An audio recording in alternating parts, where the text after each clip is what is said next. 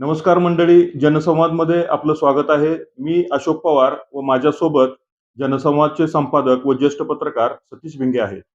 आज आपण महिला दिनानिमित्त विशेष चर्चा करणार आहे. तर आपल्याकडे 2 पाहुणे आहेत. तर याच्यामध्ये आटपाडी नगरपंचायतीच्या उपनगराध्यक्षा मीनाक्षी मनोजकुमार पाटील आहेत. तर दुसऱ्या पाहुण्या आहेत त्या आटपाडी नगरपंचायतीच्या नगरसेविका राधिका शशिकांत दौंडे. तर आपण आज त्यांच्याशी चर्चा करणार आहोत. ताई नमस्कार. नमस्कार. आज आम्ही जनसंवाद कट्ट्यावर तुमचं स्वागत करतो. तर 8 मार्चला महिला दिन आहे. यानिमित्त आम्ही आज तुमची मुलाखत घेत आहे. आज आपण जनसंवाद कट्ट्यावर पण चर्चा करणार आहोत. तर आटपाडीच्या नगरपंचायतीची ऐतिहासिक निवडणूक झाली. या निवडणुकीमध्ये उपनगराध्यक्ष होण्याचा बहुमान तुम्हाला मिळाला. तसेच राधिका श्रीकांत दौंडे यांना नगरसेविका म्हणून संधी मिळाली. या तीर्थ विकास आघाडीतून एकमेव नगरसेवक म्हणून मीनाक्षी पाटील विजयी झाले आहेत. तर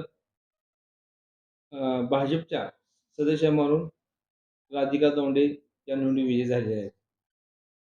भाजपचे नगराध्यक्ष म्हणून युटी जाधव जयंती निवडून आले आहेत. परंतु उपनगराध्यक्ष पदाची निवडीच्या वेळेस फार मोठा प्रश्न निर्माण झाला होता. तर ह्या नगरपंचायतीची एकूण 17 जागा आहेत. त्यातील भाजपनं 7 जागा जिंकल्या, शिवसेनेनं 8 जागा जिंकल्या, राष्ट्रवादी काँग्रेसने 1 जिंकली आणि तिथे क्षेत्र विकास आघाडीने 1 जिंकली. आणि उपनगराध्यक्षपदी कोणाची निवड होणार त्याच्यावर फार मोठी राजकीय चर्चा रंगली गेली. परंतु ताई तुम्ही नशिबवान आहात. उपनगराध्यक्ष म्हणून तुम्ही आज निवड झालेली आहे. तर तुमची पहिले पहिले तुमचा परिचय करून द्या. काय तुम्ही कुठून आहात? तुमची माहेरची काय परिस्थिती आहे? सासरचं काय आहे? राजकीय वारसा कसा आहे काय? नमस्कार. माझे नाव मीनाक्षी मनोज कुमार पाटील. माझे माहेरचे नाव मीनाक्षी संजय भोसले. माझे वडील शेती करतात, पण मला माहेरचाही राजकीय वारसा आहे. माझे काका राजकारणात सरपंच होते पहिले आणि आत्ता माझे सासरे माननीय श्री आनंदराव गणपती पाटील हे स्वतःही राजकारणात होते. त्यांचाही राजकीय वारसा आहे. त्यांनी पाणी संघर्ष चळवळीचे ते नेते होते. आज आटपाडीमध्ये जी हिरवळ दिसते आहे, आटपाडी जे सुजलाम सुफलाम झालेलं आहे, ते केवळ त्यांनी केलेल्या प्रयत्नामुळे झालेलं आहे. माझे पती श्री मनोज कुमार आनंदराव पाटील हे स्वतः इंजिनियर आहेत. त्यांचाही कन्स्ट्रक्शनचा बिझनेस आहे. ते स्वतः बिझनेसमन आहेत. तर ताई, तर तुमची माहिती थोडी आम्हाला सांगा. नमस्कार. मी राधिका शशिकांत दौंडे. माझे माहेरचे नाव रुपाली सच्चिदानंद कांबळे. माझे वडील नगरपालिका अग्निशामक दलाचे अध्यक्ष होते आणि त्यांनी पण असे सामाजिक कार्य केलेले आहे. आणि तसेच सासरी मधुकर दौंडे हे सामाजिक राजकीय क्षेत्रात होते. आणि चौंडेश्वरी पतसंस्था, विणकर सोसायटी ही सुद्धा त्यांनी म्हणजे निर्माण केली. मॅडम, तुमच्या पाठीमागं राजकीय, सामाजिक, शैक्षणिक आणि धार्मिक पण वारसा आहे. तर आटपाडीत त्याच्यानाथ बाबांचं फार मोठं मंदिर आहे. तर अनेक भक्त लोक दरवर्षी सोहळ्यास येतात. तर तुमचे पती सुद्धा या सासऱ्यांच्या पश्चात हे सगळं बघतात. तर तुम्हाला त्या धार्मिक याच्याबद्दल काय तुमचे म्हणणं आहे बाबा? काय कसं चालतं कार्यक्रम काय करतात? म्हणजे कसं आहे, पहिल्यापासूनच आमच्या सासऱ्यापासून आम्हाला सामाजिक कार्य करण्याची आवड निर्माण झाली आणि त्याच्यात म्हणजे आमच्या सासऱ्यांनी आमच्या मिस्टरांना हे वारसा चालवण्याचा हक्क दिला आणि हे म्हणजे सासऱ्यांना मिस्टरांना सुद्धा सामाजिक कार्य करण्याची आवड निर्माण झाली. माझे पती शशिकांत दौंडे हे कच्चनाथ बाबांचे म्हणजे भक्त आहेत, विश्वस्त आहेत. व ते कीर्तनकारही आहेत. त्यांना कीर्तन करण्याची आवड आहे व ते सामाजिक कार्य करतात. ताई, मी तुम्हाला प्रश्न विचारतो की तुम्ही तर शिक्षण इंजिनिअर झालेलं आहे आणि गेली 10-12 वर्ष तुम्ही घर प्रपंचात होता. तर आज तुम्ही आटपाडीचा इतिहासात पहिल्या उपनगराध्यक्ष म्हणून तुम्हाला संधी मिळालेली आहे. तर तर तुम्ही ह्या कसं पाहता बाबा ह्या की घर, प्रपंच आणि शिक्षण? मी बी-ई इंजिनिअरिंग कंप्लीट केलं. इंजिनिअरिंग केल्यानंतर 10 वर्ष मी सर्वसामान्य गृहिणी म्हणून काम केलं. नोकरी न करता मी माझ्या मुलांना पहिला प्राधान्य दिलं. त्यानंतर राजकारणात येण्याचं संधी म्हणजे माझे सासरे राजकारणात होते. त्यांचाही राजकीय वारसा पुढे नेण्याचा माझा प्रयत्न होता. त्यामुळे मी राजकारणात उतरले. ताई तुम्ही इंजिनिअर आहात तर कुठल्या ट्रेड्स मी बी-ई कॉम्प्युटर इंजिनिअरिंग कंप्लीट केलेलं आहे. तर आज तुम्ही सासऱ्यांचं नाव घेतलं. अनंतराव बापू पाटील म्हणून आटपाडी तालुक्याच्या राजकारणात एक फार मोठं व्यक्तिमत्व आहे. त्यांनी पाणी संघर्ष चळवळीत फार मोठं योगदान दिलं. क्रांतीवीर नागनाथ नाईक फडे, डॉक्टर भारत पाटणकर यांच्या चळवळीत सातत्याने त्यांची आग्रसक भूमिका होती. आटपाडीत फार प्रचंड दुष्काळ होता. आटपाडी शहरात 17-17 दिवस प्यायला पाणी नव्हतं, आहे की. अशा अवस्थेत बापूंची तळमळ जी होती पाणी मिळवण्यासंदर्भात, बापूंनी सुरुवात करतानाच सुरुवात केली की पहिल्यांदा आटपाडीच्या हरित क्रांती करण्याचा प्रयत्न केला. तर त्यांनी आटपाडीत डाळिंबाचं उत्पादन कसं करावं, त्याचं मार्केटिंग कसं करावं, त्यासाठी सहकारी संस्था स्थापन केली. तसेच तुमचे दीर शाहजी बापू ग्रामपंचायत सदस्य होते, आहे की. त्यानंतर तुम्हाला हा वारसा मिळालेला आहे, राजकीय वारसा मिळाला.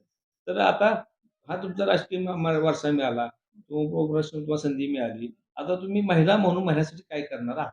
महिला म्हणून आत्ताच आम्ही नगरपंचायतच्या मार्फत 8 मार्चला महिला दिनानिमित्त नारी शक्तीचा सन्मान हा सोहळा करणार आहोत. यामध्ये प्रत्येक वार्डमधील एक महिला यांचा सन्मान केला जाणार आहे. त्यामध्ये अजून जिल्हा परिषद व पंचायत समिती सदस्या ज्या निवडून आले त्या महिलांचाही सन्मान सोहळा तिथे करण्यात येणार आहे. आणि यानिमित्त महिलांसाठी जनजागृती करण्यासाठी व्याख्याने ठेवण्यात आलेले आहे. त्यामध्ये शैली आवाडे सहकार बँक भारतीच्या प्रदेशाध्यक्ष आहेत. सारिका मुळे ह्या बचत गट चालवतात. 1000 बचत गट चालवतात त्या. आणि आपल्या सुप्रिया कदम मॅडम तर माहीतच आहेत, आटपाडीच्या डॉक्टर आहेत. त्या महिला घराचा आधारस्तंभ विषयी व्याख्यानं देणार आहेत. आणि यानिमित्त आपण होम मिनिस्टरचाही कार्यक्रम आयोजित केलेला आहे. त्यामध्ये आपण भव्य बक्षिसांचा धमाका ठेवलेला आहे. पहिले बक्षीस आपण फ्रीज ठेवणार आहोत. दुसरे बक्षीस आपण आट्टा चक्की ठेवणार आहोत. तिसरे बक्षीसमध्ये पैठणी देणार आहोत. चौथ्या बक्षिसामध्ये मिक्सर देणार आहोत आणि 5वं बक्षीस असेल डिनर सेट. तर आटपाडी नगरपंचायतीची निवडणूक झालेली आहे. स्थानिक संस्थांच्या निवडणुकीमध्ये 50% महिलांना आरक्षण आहे. तर आज त्या ठिकाणी भाजप आणि शिवसेना आणि युतीच्या आघाडीच्या नगरसेवक निवडून आले आहेत. तर आता कारभार पाहताना नगरपंचायतीचा, तर तुम्ही कशा पद्धतीने ह्या महिलांनी संघटन करता किंवा काय तुमची भूमिका आहे बाबा? या 3 वेगवेगळ्या गटातले किंवा पक्षातील महिला आहेत.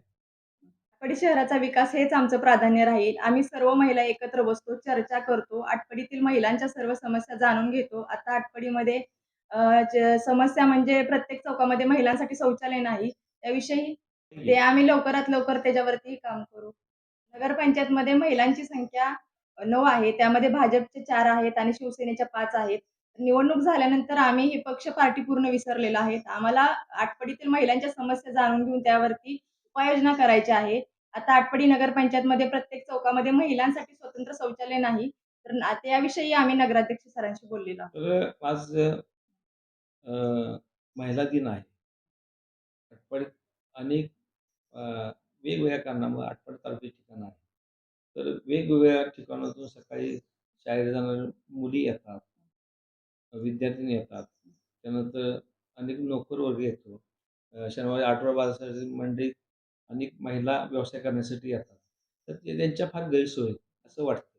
तर तुम्ही आता उपनगराध्यक्ष म्हणून तुम्ही कशा-कशा समस्या सोडवणार आहेत? आटपाडीचा बाजार हा आधी लहान होता. आता सर्वांनी मिळून तो विस्तीर्ण करण्याचा ठरवलेला आहे. सर्वांना व्यवस्थित सावली कशी मिळेल, सर्वांना व्यवस्थित बसण्यासाठी जागा कशी मिळेल, याच्यावरती विषयी आम्ही योजना आखत आहे. तर ताई तुम्हाला असा प्रश्न आहे. तर आटपाडीत अनेक गणेश मंडळ आहेत. काय? तर तुम्ही महिलांसाठी स्त्री शक्ती म्हणून गणेश मंडळ स्थापन केलं. तर त्याविषयी तुमची काय भूमिका आहे? स्त्री शक्ती महिला मंडळ हे आम्ही जे काही स्त्रिया एकत्र येऊन काही काम करण्या म्हणजे अ, एकत्र याव्या ह्याच्यासाठी ह्याच्या मागचा उद्देश होता की आपण काहीतरी करून स्त्री शक्तीला एकत्र आणावं आणि काहीतरी करावं. म्हणजे त्यासाठी आम्ही हे पहिले पहिले आटपाडीतले महिलांचे गणेश मंडळ, स्त्री शक्ती मंडळ स्थापन केले आणि स्थापन करण्याचे म्हणजे आयडिया म्हणजे आमच्या माझी सूनबाई साक्षी ओंकार दौंडे व तिची मैत्रीण पूजा शिंपी ह्या म्हणजे दोघींची आयडिया होती ही की आपण महिलांसाठी आपण समाजासाठी काहीतरी करावं आणि महिलांना कसं एकत्र आणावं त्या मागचा उद्देश होता की आपण एक शक्ती गणेश मंडळ स्थापन करावं अशी त्यांची म्हणजे ही होती म्हणजे त्यांची कल्पना होती आणि त्यांनी ते म्हणजे पूर्ण करून दाखवली. वा- दौंडे कुटुंबीय सामाजिक राजकीय क्षेत्रात आहे. हा आज तुमच्या कुटुंबाबद्दल सांगायचं म्हटलं तर मधुकर दौंडे शिक्षक होते. हम्म. त्यांनी आर्थिक क्षेत्रात पतसंस्था निर्माण केली, विणकर सोसायटी केली, लोकांना रोजगार त्यांनी निर्माण झाला. नंतर तुमची धार्मिक कार्यातही ते अग्रेसर होते. तर आज हाच वारसा तुमच्या दौंडे कुटुंबियात सुरू आहे. तर तुम्हाला घरातून कसं प्रोत्साहन मिळालं जातं? काय केलं जातं? किंवा कोण प्रोत्साहन देईल तुम्हाला? तसं म्हणजे आता हे प्रोत्साहन देण्यामागचं म्हणजे माझ्या घरातील माझ्या सासूबाई, माझी सूनबाई यांनी मला जास्त प्रोत्साहन केलं आणि माझे पती शशिकांत दौंडे महाराज म्हणजे ते कीर्तनकार आहेत आणि त्यांना पण ह्या सामाजिक कार्य करण्याची आवड आहे. त्यांना सुद्धा हे सामाजिक कार्य करण्याची आवड आहे आणि त्यांनी पण मला म्हणजे हे केलं की असं म्हणजे पण प्रोत्साहन दिलं की तू पण काहीतरी करून दाखव असं म्हणजे सामाजिक कार्यासाठी काहीतरी करून दाखव. असं त्यांनी मला असे हे केलं म्हणजे कल्पना दिली की बाबा तू असं काहीतरी करू शकशील असं तू कर हे काहीतरी म्हणजे असं तर तर तर कालची निवडणूक जी झालेली आहे, हम्म. ती भाजप, शिवसेना, क्षेत्र विकास आघाडी, राष्ट्रवादी काँग्रेस अशा पक्षात होती. तर आपण भाजपच्याच उमेदवारीवर कशासाठी उभा राहिला किंवा भाजपचं कशामुळे तुम्ही भाजपमध्ये हे केलं? म्हणजे भाजपचं म्हणजे आमचे माझे दीर चंद्रकांत दौंडे भाऊ हे सामाजिक राजकारणात म्हणजे आहेत आणि त्यांनी मला म्हणजे संधी दिली की बाबा माझं नाव सुचवलं की तू उभं राहा असं आणि ह्याच्या मागचा सर्वात मोठा आमच्या जाऊबाईंचा वाटा आहे की माझ्या जाऊबाईंनीच माझं नाव सुचवलं आमच्या दिरांना की राधिकाला उभं करूया म्हणून आणि सर्वात मोठा वाटा आमच्या जाऊबाईंचाच आहे तर आणि तुमचे दीर आहेत, हा चंद्रकांत भाऊ दौंडे. तर हे ओबीसी संघटन करतात. हा. है की.